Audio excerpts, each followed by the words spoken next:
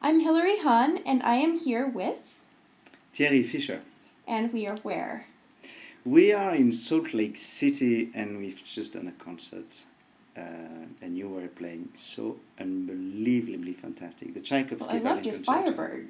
Oh, did you listen? Great. Yeah, Great. I did. Good. I wanted to ask you some questions about your career, and you just started as music director here in Salt Lake City. You also have worked with European orchestras as music director. Could you describe the job of music director just a little bit briefly so people know what exactly it is? It's very different in America, and I think it's very fascinating. You know, you have this cliche we say in Europe.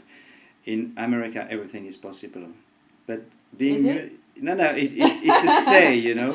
Yeah. But I feel this just now starting my new job here in Utah. It's great to be a music director because the responsibility of music director is huge. We have to guide the whole company. I mean, the staff, the players, the education department, give ideas to the marketing department that they don't market us, like stupid or with things which have no relation with music. Mm-hmm. Sometimes, it goes a little bit too far. And we are just... It's very inspiring to be at the head of creating concepts, and this is something I like very much in America. I can't wait to start. I'm very happy. You started as a flutist, and so the transition to conductor, why did you begin flute and why did you start conducting? I started flute because I was a very turbulent, naughty boy, and my mother needed to occupy me sometimes, so we started flute by accident. And then I was very happy as a flute player. I had several jobs, and the last one was in the Chamber Orchestra of Europe. Mm-hmm. And it was, of course, extremely fascinating. Great group, great conductors, great project. And by accident, like so many conductors, I had to replace a choir conductor for one day.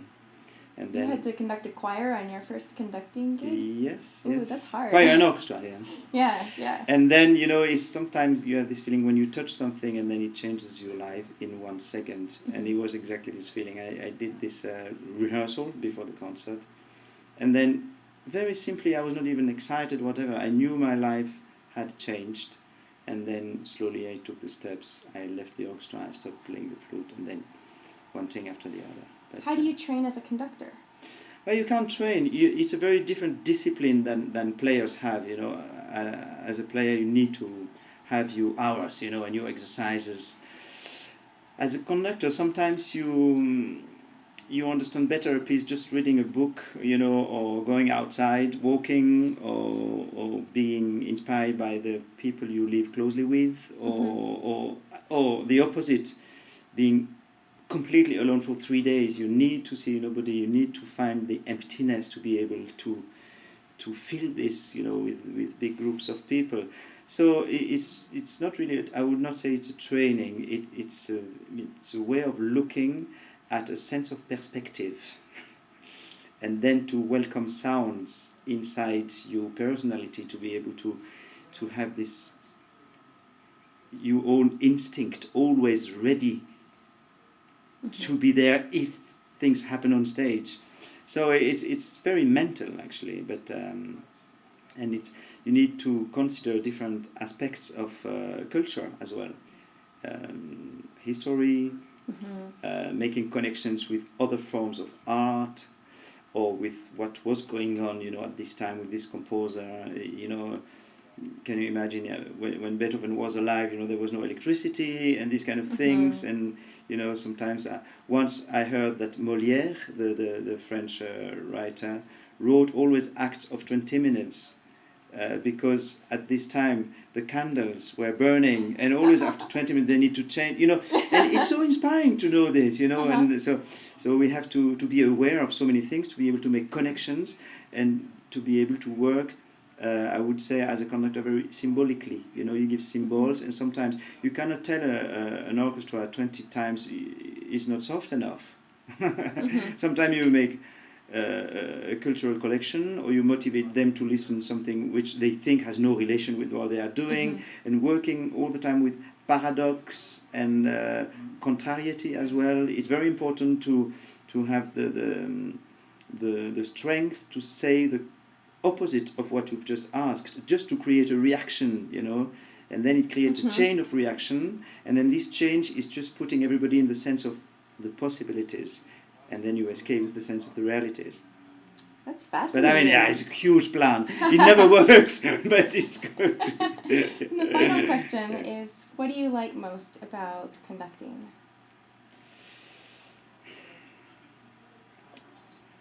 It's a privilege to be a conductor because it's very, you have the intellectual side very, very strong, because you have to have all this, you know, analyzing side on your own, so it's very lonely night. But you have the extravert, I mean, not necessarily stupidly making gymnastics, but I mean, you can show a lot of yourself and share this, first of all, with the orchestra and big audiences.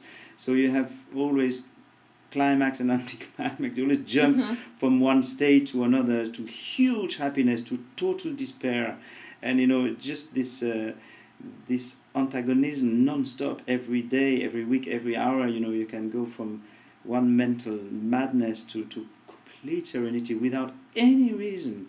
So I think all this is something which creates a lot of desire to go forward, and you know, all this combination of things makes that, you know, being a conductor is all this, and it's a wonderful job.